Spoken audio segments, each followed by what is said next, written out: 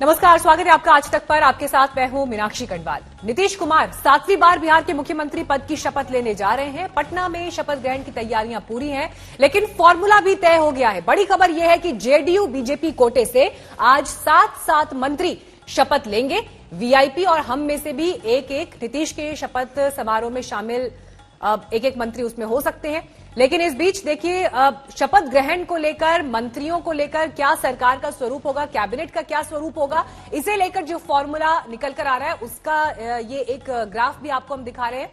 BJP और JDU कोटे से 7 मंत्री, इसके अलावा हम और वीआईपी जो गठबंधन के बाकी दल हैं उनको एक मंत्री पद दिया जा रहा है। यानी कुल मिलाकर ये हो गए हैं 16 मंत्री। संभावित मंत्रियों की भी ये लिस्ट हम आपको दिखा रहे हैं।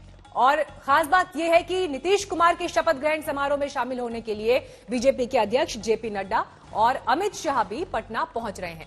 लेकिन इन सबके बीच महागठबंधन की हार के साइड इफेक्ट दिखाई दे रहे हैं। ऐसा हम क्यों कह रहे हैं? क्योंकि आरजेडी से दिग्गज नेता ये आरोप लगा रहे हैं कि राहुल गांधी की पिकनिक पॉलिटिक्स ने महागठबंधन को हराया। कांग्रेस ने कहा जुबानी मर्यादा ना भूलें आरजेडी के नेता।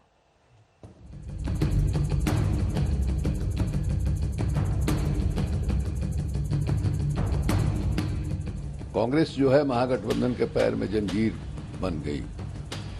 अब 70 उम्मीदवार कांग्रेस के लड़े और कांग्रेस ने 70 सभा भी नहीं किया।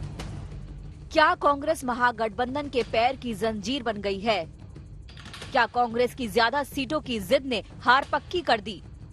क्या राहुल, प्रियंका और कांग्रेस की सुस्त रणनीति से महागठबंधन का ख्वाब अधूरा रह गया? ये वो सवाल हैं जो महागठबंधन में सबसे बड़ी पार्टी आरजेडी के राष्ट्रीय उपाध्यक्ष शिवानंद तिवारी पूछ रहे हैं। उनके सवाल सिर्फ कांग्रेस से ज्यादा सीटों पर चुनाव लड़ने को लेकर नहीं, राहुल और प्रियंका पर भी हैं। 3 दिन आप आए, 2 सभाएं आपने की। प्रधानमंत्री 3 और 4 सभा कर रहे हैं। प्रधानमंत्री आपसे उम्र में 10 वर्ष बड़े हैं, तो आप 3 सभा क्यों किए भाई? 70, इसका मतलब है कि कांग्रेस पार्टी बिहार के चुनाव को बहुत ही हल्के ढंग से ले रही थी। कांग्रेस पार्टी का नेतृत्व बहुत हल्के ढंग से ले रहा था। बिहार में सत्ता वापसी का ख्वाब देख रहा था महागठबंधन, लेकिन सारी हसरतें अधूरी रहीं। आंकड़ा 122 तक पहुंचने की उम्मीद थी, लेकिन 110 से आगे नहीं बढ़ पाए। सीटों के बंटवारे के समय कांग्रेस 70 सीटें लेकर ही मानी, लेकिन महागठबंधन की पार्टियों में सबसे कम स्ट्राइक रेट कांग्रेस का ही रहा।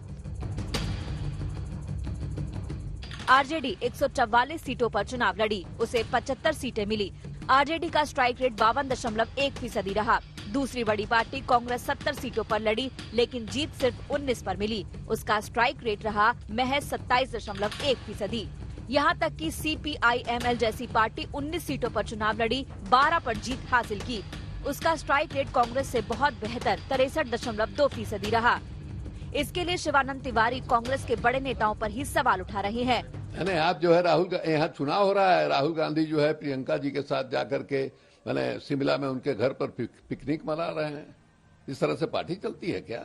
आप जो है आरोप तो ये लग सकता है कि भाई कांग्रेस पार्टी जो है जिस ढंग से अपना कारोबार चला रही है उससे भारतीय जनता पार्टी को मदद मिल रही है।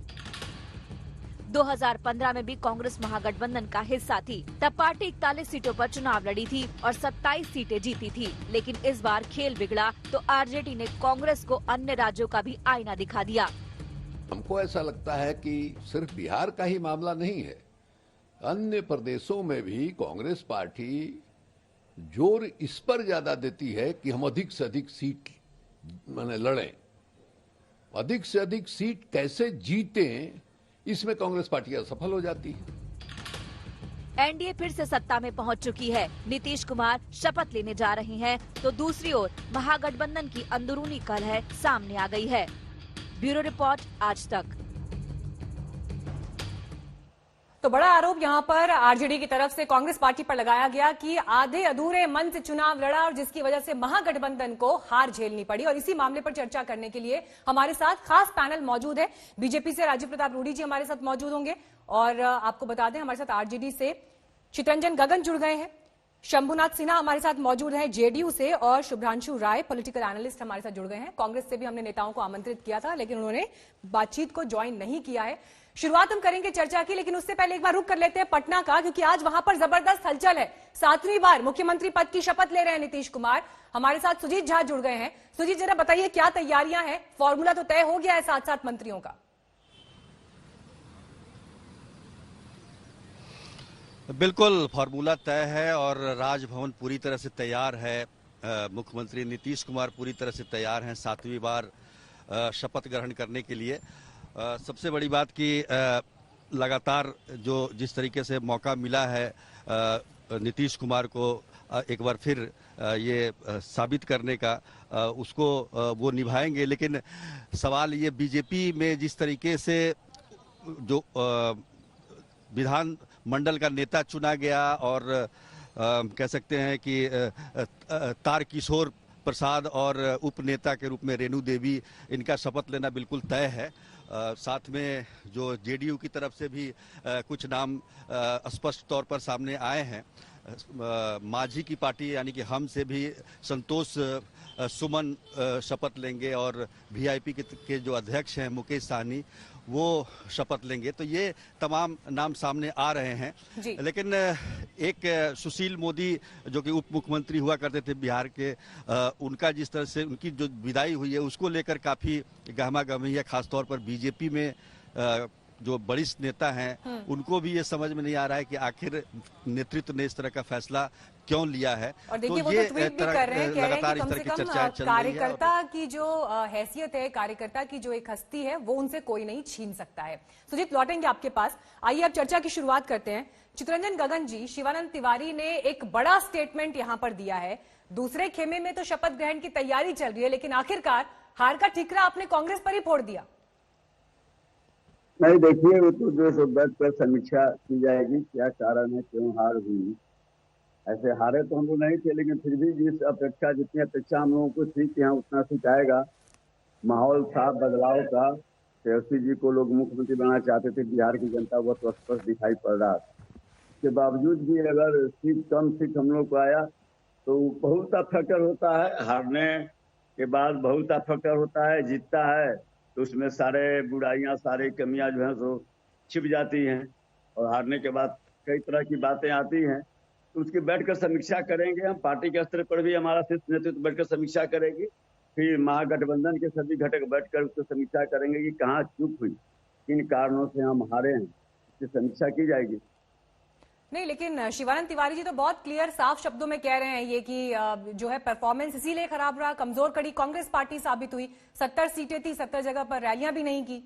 राहुल गांधी को उन्होंने पिकनिक पॉलिटिक्स का आरोप लगा दिया।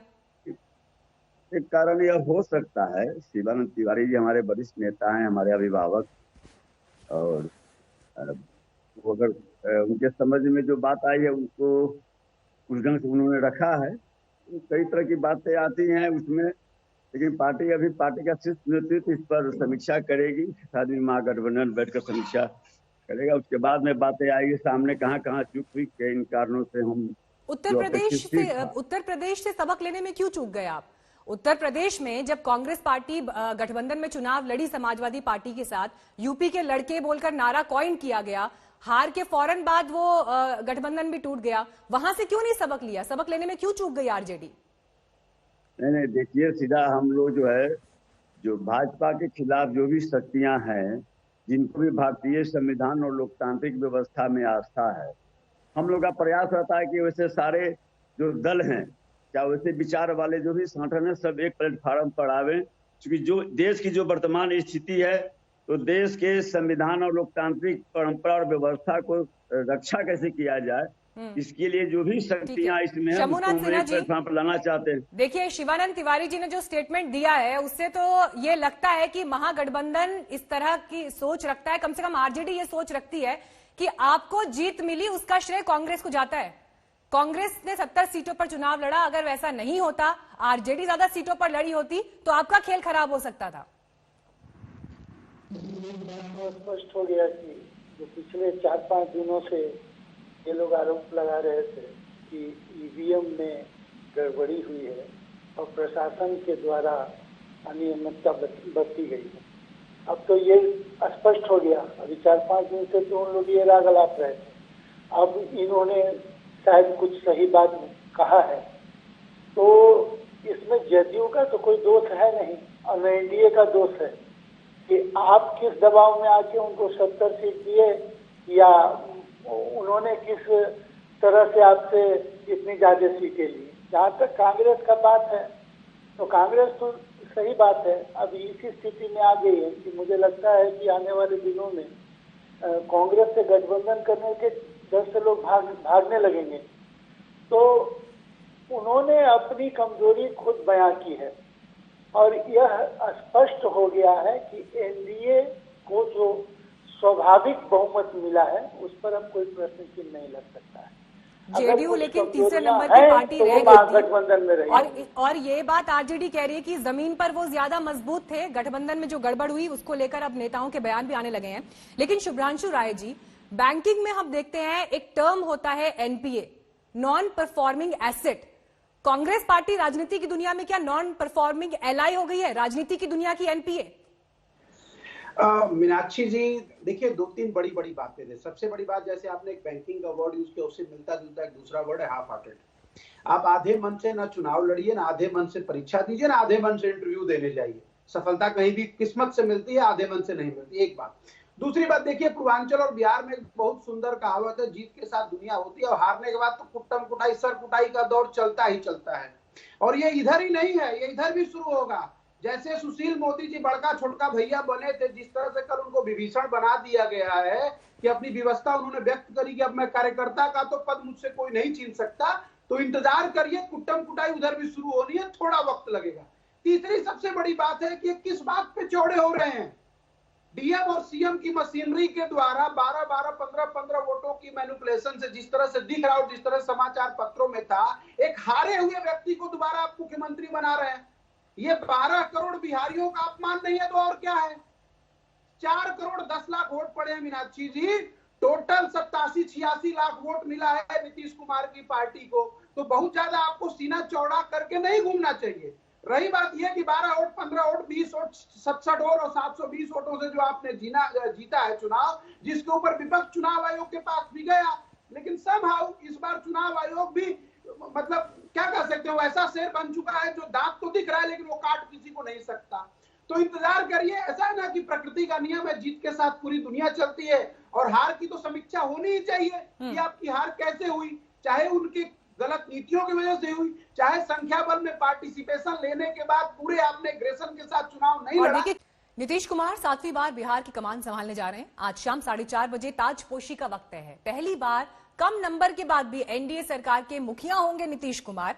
कल एक वक्त ऐसा भी आया जब नीतीश ने इसी नंबर का हवाला देते हुए बीजेपी का मुख्यमंत्री बनाने की बात की। नीतीश कुमार जी सर्वसम्मत एनडीए विधायक दल से नेता नीतीश कुमार जी को एनडीए का नेता चुना गया, उसके लिए उनको बहुत बधाई।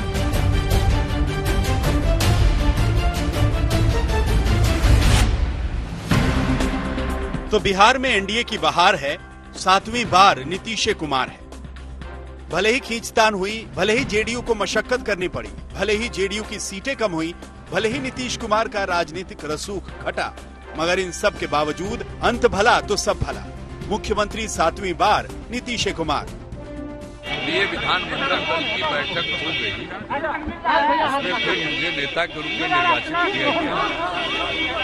महामहिम राज्यपाल महोदय को उसका पत्र आज अभी दे दिया गया और उन्होंने इसको स्वीकार करते हुए मुख्यमंत्री के रूप में मनोनीत कर दिया। इससे पहले रविवार की सुबह से पटना में हलचल थी। पर्यवेक्षक के तौर पर राजनाथ सिंह बिहार पहुंच चुके थे। बिहार बीजेपी के सारे नेता मौजूद थे। सबसे पहले विधायक दल की बैठक हुई। इस बैठक में तारकिशोर प्रसाद को विधानमंडल का नेता चुना गया। तारकिशोर को बीजेपी विधायक दल का नेता भी चुना गया। बीजेपी विधायक रेणु देवी बीजेपी विधायक दल की उप नेता चुनी गई। इस बैठक के बाद राजनाथ सिंह पहुंचे एनडीए की बैठक में। यहाँ बैठक हुई और तय हुआ कि इस बार भी बिहार की सत्ता नीतीश कुमार के हाथ में रहेगी, वही मुख्यमंत्री होंगे। माननीय राजनाथ सिंह जी पर्यवेक्षक के रूप में आए थे। नीतीश कुमार जी का नाम एनडीए के नेता के रूप में प्रपोज किया और सारे लोगों ने समर्थन किया। जीतन राम मांझी ने समर्थन किया, मुकेश सहनी ने समर्थन किया और जेडीयू ने भी समर्थन किया। सीएम का नाम तय हुआ तो तुरंत ही नीतीश कुमार राज्यपाल से मिलने पहुंच गए। मिलकर निकले तो विजयी मुस्कान थी, क्योंकि अंदर तय हुआ था कि भैया दूज के दिन शाम 4:30 बजे 7वीं बार नीतीश बिहार के मुख्यमंत्री पद की शपथ लेंगे। जो भी होगा आफ्टरनून में होगा, और उसके बारे में कितने लोग शपथ लेंगे, इन सब चीजों के बारे में अब निर्णय होगा। इससे पहले बिहार की सियासत के तमाम किंतु परंतु थे। सवाल उठ रहे थे कि जेडीयू की सीटें कम आई हैं तो क्या बिहार में बीजेपी बड़े भाई की भूमिका निभाएगी, क्या बीजेपी अपना मुख्यमंत्री बनाएगी। हालांकि बीजेपी की ओर से ऐसे सवाल नहीं किए गए। बीजेपी की ओर से लगातार यही कहा गया कि मुख्यमंत्री नीतीश कुमार ही होंगे। नीतीश कुमार जी को एनडीए का नेता चुना गया, उसके लिए उनको बहुत बधाई। विकास के पथ पर बढ़ते हुए बिहार को और तेजी से हम विकास के पथ पे ले जाएंगे और जनता की उम्मीदों पर पूरी तरह खड़े उतरेंगे। तो सीएम तय है, मगर सवाल है कि नीतीश कुमार के मंत्रिमंडल में किस दल के कितने मंत्री होंगे। जाहिर सी बात है, जेडीयू की सीटें कम हैं, लिहाजा जेडीयू के मंत्री कम ही होंगे। सुजीत झा के साथ रोहित कुमार सिंह, पटना, आज तक। बीजेपी ने सुशील मोदी को क्यों किनारे लगा दिया और क्यों उसने इस बार 2 डेप्यूटी सीएम बनाने का प्लान किया, इसे आप इस तरह समझ सकते हैं कि ये भविष्य के लिए बिहार में बीजेपी की तैयारी है। इसीलिए पुराने नेताओं को किनारे लगाया जा रहा है। बिहार में बीजेपी के नए नेतृत्व की कोशिश है और ऐसे में उसे नेतृत्व चाहिए जो आगे चलकर नीतीश कुमार जैसा विकल्प बन सके। तारकिशोर जी, कटिहार से आप विधायक हैं और लगातार इससे पहले आपने वहां पर 15 में जेडीयू के कैंडिडेट को, उससे पहले आरजेडी के कैंडिडेट को शिकस्त दी थी। पार्टी ने एक बड़ी भूमिका आपकी देखी है, तो इसमें क्या वजह लगती है आपको? देखिए, हम लोग भारतीय जनता पार्टी में एक कार्यकर्ता के रूप में काम करते हैं। नेतृत्व जब भी कोई जिम्मेदारी देता है, उस जिम्मेदारी का हम सब निर्वहन करते हैं। हम सबको पता भी नहीं होता है कि हम किस जिम्मेदारी में जाएंगे, लेकिन जो जिम्मेदारी या जिम्मेदारियां मिलेगी उसको बेहतर ढंग से उसका हम सब निर्वहन करेंगे। हम सब भारतीय जनता पार्टी के कार्यकर्ता हैं। सभी प्रकार की जिम्मेदारियों के लिए हम सब तैयार रहते हैं। तो कांग्रेस पार्टी क्या गठबंधन में एक कमजोर कड़ी बन गई है? ये सवाल इसलिए क्योंकि बिहार चुनाव में महागठबंधन बहुमत हासिल करने से चूक गया। तो शिवानंद तिवारी जो आरजेडी के दिग्गज नेता हैं, उन्होंने कांग्रेस पार्टी पर गंभीर आरोप लगाए, राहुल गांधी की लीडरशिप पर सवाल खड़े कर दिए और इसी पर हम कर रहे हैं यहां पर लगातार चर्चा। शिवानंद तिवारी ने यह साफ तौर पर कहा कि 70 सीटों पर पूरे दिल से चुनाव नहीं लड़ी कांग्रेस पार्टी, 70 सभाएं तक नहीं की। राहुल गांधी शिमला में प्रियंका गांधी के घर पर छुट्टियां मनाते रहे और इस वजह से जिस ताकत के साथ जमीन पर उतरना चाहिए था, वो ताकत नहीं दिखाई दी और खामियाजा आरजेडी को भी भुगतना पड़ा। तमाम मेहमान हमारे साथ जुड़े हुए हैं, लेकिन इस बार शुरुआत में राजीव प्रताप रूडी जी आपके साथ करूंगी। जो स्टेटमेंट शिवानंद तिवारी ने दिया है, वो तो आपकी जीत का श्रेय भी कांग्रेस पार्टी को दे रहे हैं। देखिए, कोई भी अगर पॉलिटिकल विश्लेषक बिहार को देखता होगा तो कांग्रेस तो कभी थी नहीं बिहार में, कोई उपस्थिति था नहीं। और वो जिसको कहते हैं पिगी राइड करके आरजेडी पर, ऐसा लगा हम लोगों को। जो उनकी अपनी स्ट्रैटेजी है, इस पर कोई वो जितना बार्गेन करके उन्होंने जितनी सीटें ले ली, सच ये है कि उनको 19 सीटें आई, ये भी फैक्ट है। और फिर अगर आरजेडी के नेता कोई कहते हैं कि ये मन से काम नहीं किए, चलिए मन से भी काम करते तो भी परिणाम बहुत फर्क नहीं पड़ना था, क्योंकि कांग्रेस का बिहार में कुछ है नहीं। तो वैसी स्थिति में स्वाभाविक तौर से अब विश्लेषण है, जो 3 दिन पहले एग्जिट पोल हुआ तो उसमें तो सब लोग खुश थे। फिर उसके बाद पत्रकार लोग जो 12 बजे तक टेलीविजन चैनल पर देश को समझा रहे थे, बड़े बड़े विश्लेषक, कि देखिए ऐसे हो रहा था, ऐसे हो रहा था, वो भी चले गए। और अब विश्लेषण आ रहा है कि आरजेडी के साथ कांग्रेस ने धोखा किया। तो विश्लेषण का दौर जारी है। हमें तो खुशी है कि बिहार में नीतीश कुमार फिर से मुख्यमंत्री बनेंगे, एक अच्छी बहुमत है। कोई कह रहा था कि चोरी की बहुमत, भगवान जाने ये चोरी की बहुमत क्या होती है, बहुमत बहुमत होती है, चोरी की बहुमत क्या होती है, मैं नहीं समझ पाया। लेकिन कांग्रेस का फ्रस्ट्रेशन जाहिर है और कांग्रेस 48 घंटे चुनाव के परिणाम के पहले बहुत अपबीट थी। उनको लग रहा था कि जादू हो गया, पर बिना मेहनत का राजनीति में जादू तो होता नहीं। और इसीलिए आज परिणाम भी जो दिख रहा है, तो अगर उनके घर में या शिवानंद जी ने बयान दिया हो या तेजस्वी जी का कुछ दुख हो, तो स्वाभाविक है। इन लोग तो वैसे भी पॉलिटिकली कांग्रेस बिहार में असंदर्भित है और उसका कोई रेलेवेंस नहीं है। बिहार से आगे बढ़ते हैं। अगर इसी बात को राष्ट्रीय राजनीति और राष्ट्रीय पटल पर इसकी बात की जाए, जिन जिन राज्यों में कांग्रेस ने गठबंधन किया बाकी दलों के साथ और आपके साथ वो चुनाव में मैदान में उतरे, वहां पर भी जिस तरह की सूरत दिखाई दी। देखिए सोशल मीडिया पर हालांकि मजाक सही, चाहे कांग्रेस पार्टी पर तंज किए जा रहे हो, राहुल गांधी की लीडरशिप पर तंज किए जा रहे हो, लेकिन इसी बात को अगर गंभीरता से लें तो विपक्ष का कमजोर होना या सीधे सीधे जब राहुल गांधी वर्सेस प्रधानमंत्री नरेंद्र मोदी जैसी तस्वीर बनती है तो उसका सीधा फायदा बीजेपी को मिलता है। बिल्कुल सही कहा आपने। और हम लोग कोई स्वाभाविक है, वो मेरा प्रतिपक्ष है, 60 साल उन लोग देश की राजनीति पर रहे, कई प्रधानमंत्री उनके रहे, और हमें मौका मिला है तो निश्चित रूप से उनके नीतियों को खारिज करते हुए भारतीय जनता पार्टी अपनी नीतियों के साथ आगे बढ़ रही है। और वैसे भी दुर्भाग्यपूर्ण रहता है, 50 या 52 कितने बैठते हैं लोकसभा में, कोई सीट पर ही नहीं दिखता है, इनका हताशा इतना है। तो हम लोग भी चाहेंगे कि प्रतिपक्ष रहे, प्रधानमंत्री जी भी चाहेंगे प्रतिपक्ष रहे, लेकिन अगर प्रतिपक्ष खुद ही अपने पैर पर कुल्हाड़ी मार रहा हो और खुद ही उस डाल पर जिस पर बैठा हो उसको काट रहा हो, तो उसके लिए उसमें हमारा क्या कसूर है। लेकिन हम तो उनके खिलाफ बोलेंगे ही, जो देश के राजनीति में देश के हित में नहीं बात करेगा और देश की जनता के साथ जिसका मन नहीं होगा या उसके साथ जुड़ाव नहीं होगा, तो हम लोग तो बताएंगे, क्योंकि हम लोग पॉजिटिव एजेंडा पर देश की राजनीति कर रहे हैं और आप लोग इसको किसी भी तरह से विश्लेषण करें, हमारा एजेंडा पॉजिटिव है। ठीक है, जो बात यहाँ पर रूडी जी कह रहे हैं, देखिए बड़ा सवाल यही कि अगर विपक्ष ही मजबूत नहीं होगा और पिछले चुनाव में जो प्रदर्शन रहा कांग्रेस पार्टी का, उस लिहाज से चुनाव से पहले जो रणनीति बननी थी उसमें क्यों चूक गए आप? शिवानंद तिवारी जो बात आज कह रहे हैं कि राहुल गांधी ने 70 सीटों पर 70 सभाएं नहीं की, प्रियंका गांधी नहीं आई, ये बातें चुनाव से पहले क्यों नहीं डिस्कस हुई? कितनी बड़ी जिम्मेवारी है तारकिशोर प्रसाद? अरे बड़ी जिम्मेदारी है, बड़ी जिम्मेदारी है। उस जिम्मेदारी का एहसास है, दल ने भरोसा जताया है तो उस जिम्मेदारी का एहसास है। एनडीए में सब कुछ ठीक है? अरे ठीक चलना ही है, तो एकदम ठीक चलना है। हम लोगों ने तो पहले ही अपना मुख्यमंत्री तय कर दिया। जनता को क्या संदेश देंगे? अब तो आपको देखिए, हम बिहार के बेहतरी के लिए, बिहार के लोगों के विकास के लिए, बिहार कैसे पूरे देश में शीर्ष राज्य के रूप में खड़ा हो, इसके लिए हम सब अपने नेतृत्व के साथ काम करें। श्री तारकिशोर यादव को आप यहाँ पर सुन रहे थे। 2 उप मुख्यमंत्री का जो ये फॉर्मूला इस बार तय हुआ है, 7-7 मंत्री दोनों कोटे से, तो वो अब भरोसा जता रहे हैं कि बिहार में आगे जो वादे किए गए, जो विजन दिया गया, उस पर काम होगा। शपथ ग्रहण आज शाम 4:30 बजे, जिसके लिए अमित शाह और जेपी नड्डा भी पहुंच रहे हैं। लौटते हैं वापस चर्चा पर। चित्ररंजन जी, आप फटाफट जवाब दीजिए, फिर मैं बाकी पैनलिस्ट के पास जाऊंगी। अरे मीनाक्षी जी, आपको जैसे बिहार जो है, जो भी बदलाव होता है बिहार उसका नेतृत्व करती है। और इस बार बिहार के चुनाव में अभी रूढ़ी जी कह रहे थे और इसके पहले जो साथी बता रहे थे, निश्चित रूप से बिहार में जो बहुमत इनको मिला है वह जनमत का बहुमत नहीं है, वह जो है सो मैनेज बहुमत।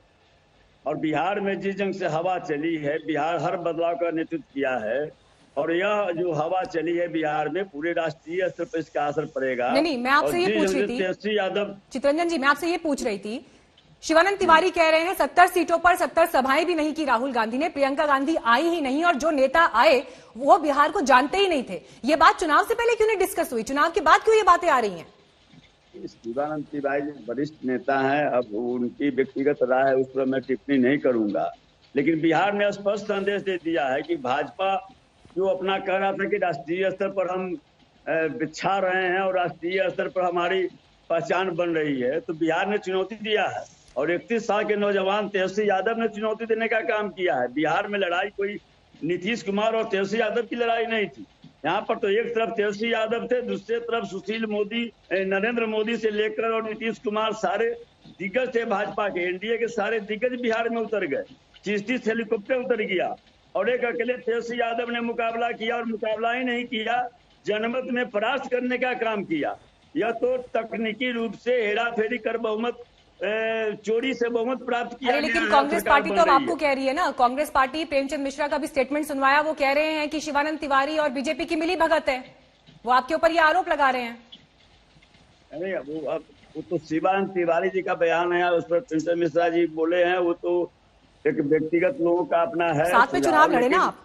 नहीं, आप उनके साथ चुनाव लड़े ना? नहीं, आप जिस परिप्रेक्ष्य में पूछ रहे हैं मैं उस पर कह रहा हूँ कि बिहार ने चुनौती देने का काम किया बिहार में नीतीश कुमार वर्सेस तेजस्वी यादव लड़ाई नहीं थी, बिहार में लड़ाई नरेंद्र मोदी वर्सेस तेजस्वी यादव की लड़ाई थी। लेकिन उस गठबंधन को जिस तरह से मजबूत होना चाहिए था उसमें तो चूक हो गई ना साहब। ठीक है शुभ्रांशु राय जी, शुभ्रांशु राय जी, एक बड़ा सवाल जो यहाँ पर उभरता है, ठीक है अब ये एनालिसिस चितरंजन गगन दे रहे हैं, लेकिन बड़ा सवाल यहाँ पर ये उभरता है, बिहार वो पहला राज्य है जो चुनाव में गया कांग्रेस पार्टी के पर्सपेक्टिव में जब 23 नेताओं ने रिवोल्ट किया, उन्होंने बगावत की और उसके बाद बिहार पहला राज्य जो चुनाव में गया। और जो एक संदेश, एक मैंडेट निकल कर आ रहा है, क्योंकि इन नेताओं ने भी पार्टी के फंक्शन करने के तरीके से, लीडरशिप पर कई आरोप लगाए थे, सही तरह से वो एड्रेस नहीं हुए। जमीन पर क्यों जिस तरह की ताकत दिखाई देनी चाहिए थी वो नहीं दिखाई दी। आने वाले चुनाव में तो अब बंगाल भी शामिल है, क्या असर पड़ेगा? देखिए मीनाक्षी जी, अभी हमारे पहले वाले सज्जन एक शब्द यूज कर रहे थे, मैं उस बात को पूरा कर देता हूं कि बिहार का जो चुनाव है वो 31 साल के Tejashwi Yadav versus government of India Narendra Modi और ऑल मशीनरी था। इस सच को स्वीकार कर लीजिए, इस तरह से आप चुनाव जीते हैं। एक बात। दूसरी इंपॉर्टेंट बात, अभी राजीव प्रताप रूढ़ी जी वोट का जिक्र कर रहे थे कि कांग्रेस नोवेयर इन बिहार, तो इनको मान्यवर को मैं बताना चाहता हूं कि इस इलेक्शन में 20% वोट भाजपा को मिला है और 9.77 10% वोट कांग्रेस को मिला है। तो सर नंबर के सगुफों में न जाइए, कल आप उधर थे आज वो उधर हैं। समय किसी का नहीं होता, वर्तमान उनका रिक्त है, भविष्य की तरफ वो अग्रसर है। आपका वर्तमान मजबूत है, भविष्य आपका अंधकार में दिख रहा है। और तीसरी सबसे बड़ी बात, आपने एक वर्ड यूज किया एनपीए, जब आपने डिबेट स्टार्ट किया था मीनाक्षी जी, एनपीए ना नरेंद्र मोदी जी का बड़ा पसंदीदा वर्ड है, क्योंकि देश की अर्थव्यवस्था को तो उन्होंने गड्ढे में डाल दिया और जो भी उनके बिजनेस मित्र हैं उनका एनपीए हमेशा वो राइट ऑफ कर देते हैं। गरीब किसान का खून चूसा जाता है और बड़े बड़े उद्योगपति नरेंद्र मोदी जी के दोस्तों का लोन राइट ऑफ किया जाता है। तो ये है जमीनी सच्चाई। अब आते हैं सरकार बनाने के प्रोसेस पे। नहीं शुभ्रांशु राय जी, मैंने सवाल आपसे ये पूछा, नहीं एक सेकंड, मैं आपसे सवाल ये पूछ रही थी कि कांग्रेस पार्टी जो विपक्ष में दिखाई दे रही है, आप जिन बातों का जिक्र कर रहे हैं, जिन मुद्दों पर विपक्ष को मजबूती से खड़ा दिखाई देना चाहिए, विपक्ष क्यों नदारद है? सवाल ये है जी, सत्ता पक्ष में जो आपने कमी खड़ी की वो तो विपक्ष का काम है ना, जमीन पर उतर कर उन मुद्दों का विरोध करे। किसान कानून जैसे विरोध को लेकर एक ट्रैक्टर जला देने से सिर्फ विरोध जाहिर हो जाता है क्या? उसके बाद वो मुद्दा ही पटल से गायब हो गया। विपक्ष क्यों नाराज? एनपीए में आप एनपीओ भी जोड़ लीजिए, नॉन परफॉर्मिंग ऑपोजिशन। अब आपका एक पिछला सवाल था, उसका उत्तर देते फिर एनपीओ पे आते हैं। आपने जिक्र किया कि 23 लोग इधर उधर चले गए। देखिए राजनीति एक महत्वाकांक्षा का विषय है। जिस तरह से राजनीति के महत्वाकांक्षा में सुशील मोदी जी को आज विभीषण मतलब रिटायर कर दिया गया, उस फ्रेम में डाल दिया गया जो अपनी मजबूरी बयां कर रहे हैं, तो सब कुछ कुशल मंगल वहां भी नहीं है। चलिए ठीक है, इस पे जवाब लेते हैं। रूढ़ी जी एक क्लोजिंग कमेंट फटाफट आपसे। देखिए बिहार में जो तस्वीर उभर रही है, ये तो साफ हो गया था कि अब नीतीश कुमार बेशक इस वक्त मुख्यमंत्री पद की कुर्सी पर दिखाई देते हैं, लेकिन चलेगी ज्यादा बीजेपी की। सुशील मोदी को क्यों किनारे लगा दिया? देखिए सबसे पहले तो मैंने तो कुछ कहा ही नहीं। मैंने पहले जो कहा, हमारे मित्रों ने इतना तिलमिलाहट के साथ जवाब देते हैं। तो एक चीज तो तय है कि अगले 5 साल हम सरकार में हैं। अब 5 साल इंतजार कीजिए, उसके बाद मेहनत कीजिए 5 साल, कांग्रेस के साथ दोस्ती बढ़ाइए। नहीं ना, अरे भाई 5 साल चलने वाली नहीं है। नहीं तो अच्छा, अब देखिए आप लोग सुनते क्यों नहीं है? जब हम बोलते हैं, हम तो सुन रहे हैं, आप जो बोल रहे हैं सुन लीजिए ना। 5 साल थोड़ा इंतजार कीजिए, मेहनत कीजिए, देश में राहुल से मेहनत करे। अरे भाई तो आप सुनते नहीं है, जब आप बोल रहे थे तो कुछ भी बोल रहे थे, तो इंतजार कीजिए थोड़ा। और हमारा जहां तक सुशील मोदी का मेहनत, सुशील मोदी की कामयाबी, सुशील मोदी की ताकत, सुशील मोदी की समझदारी बिहार और देश के काम में आएगा। ये आप लोग अभी से ही तय कर दिए कि सुशील मोदी का क्या होगा। हो सकता है कुछ बड़ा उनके लिए लिखा हो। और बिहार में उनका एक बहुत सशक्त भूमिका रहा जेडीयू बीजेपी के गठबंधन को बनाए रखने के लिए और मजबूती के साथ 5 साल चलाए रखने में। और उसका कामयाबी का हो सकता है इससे कुछ बड़ा ही चीज उनके लिए हो। राजनीति में पॉजिटिव सोचना चाहिए, जैसे हम भी सोचते हैं कि आप लोग बार बार कह रहे हैं कि 31 साल का नौजवान, तो 5 साल इंतजार कीजिए, मेहनत कीजिए, देखा जाएगा उसके बाद कैसे कैसे हम लोग बढ़ते हैं। तो पॉजिटिव एजेंडा पर अगर चलिएगा तो शायद इतना नेगेटिविटी लेके कांग्रेस के मित्र, आरजेडी के मित्र बैठते हैं कि ऐसे ही अपने वोटर को, अपने सपोर्टर्स को निराश कर देते हैं। थोड़ा पॉजिटिव होइए अभी, लेकिन 5 साल चलिए रूढ़ी जी चुनाव में निगेटिव सकारात्मक रहिए, बाकी लोग भी। लेकिन बड़ा सवाल ये कि सुशील मोदी जिस तरह का ट्वीट कर रहे हैं, उन्होंने कहा कि कम से कम एक कार्यकर्ता का पद उनसे कोई नहीं ले सकता। ये आखिर बिहार की राजनीति में क्या संदेश देता है?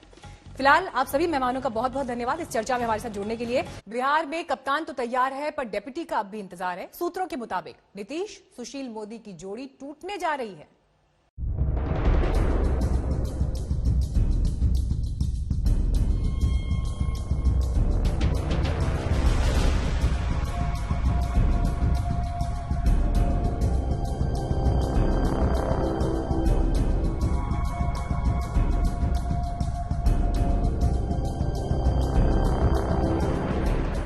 दिन भर बैठकें हुई, नेता बोलने से कतराते रहे।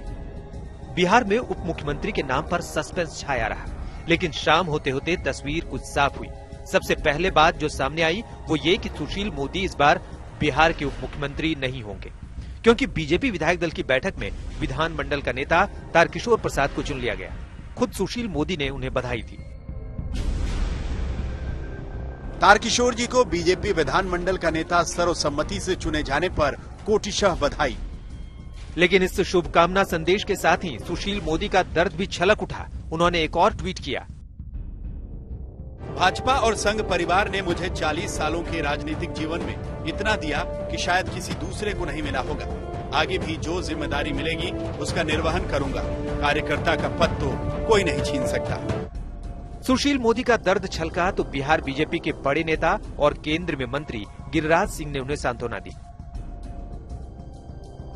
आदरणीय सुशील जी, आप नेता हैं, उप मुख्यमंत्री का पद आपके पास था, आगे भी आप बीजेपी के नेता रहेंगे।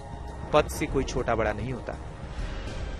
सुशील मोदी का डिप्टी सीएम से पत्ता कट चुका है। आगे उनका क्या होगा, इसको लेकर अभी कयास लगाए जा रहे हैं। जानकारी इस तरीके की भी आ रही है कि दिवंगत नेता रामविलास पासवान की जगह उन्हें बीजेपी राज्यसभा में भेजेगी और उन्हें फिर केंद्र में मंत्री भी बनाया जाएगा। लेकिन ये केवल अभी कयास है। केंद्र में सुशील मोदी को मंत्री बनाया जाएगा या नहीं, इसको लेकर अभी कोई भी बीजेपी का नेता कुछ भी कहने को तैयार नहीं है। अब सूत्र बता रहे हैं कि बिहार में बीजेपी की ओर से उप मुख्यमंत्री तारकिशोर प्रसाद ही होंगे। इतना ही नहीं, बिहार में इस बार 2 डिप्टी सीएम बनेंगे। तारकिशोर प्रसाद को विधानमंडल का नेता चुना गया है।